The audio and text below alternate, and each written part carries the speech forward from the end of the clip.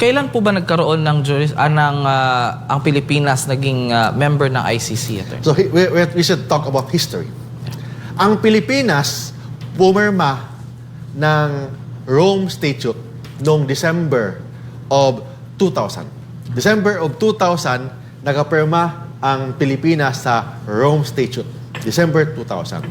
And it was ratified August of 2011. So after 11 years, ratified by Senate. Because in Philippine Constitution, lahat ng treaties, it should be ratified by the Supreme Court, by the Senate.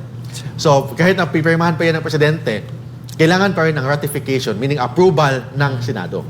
So therefore, pinirmahan yun ng representative natin sa Pilipinas, doon sa Rome, yung napirma sila, December of 2000. And so of course, pinirmahan ng Presidente yun, and it was ratified by Philippine Senate on August of 2011. After ratified on August of 2011, nung November 1 of 2011, dun pa lang officially naging membro ang Pilipinas ng International Criminal Court through Rome Statute.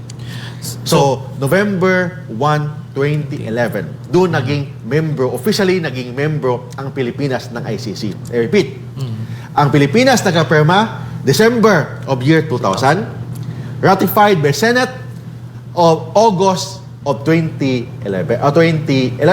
Then, officially naging member ang Pilipinas noong November 1, 2011. Kaya ang tagal din pala nung attorney, no? Kasi 2000, pumirma matapos nag-ratify. Kasi kailangan ng ratification ng Senate. Kasi that is requirement ng ating Supreme Court, ng ating saligang batas. Requirement ng ating saligang batas na lahat ng mga treaties, kasi treaties yung mga agreements ng country to country, basta treaty ang pinag-usapan, it should be ratified by the Philippine Senate.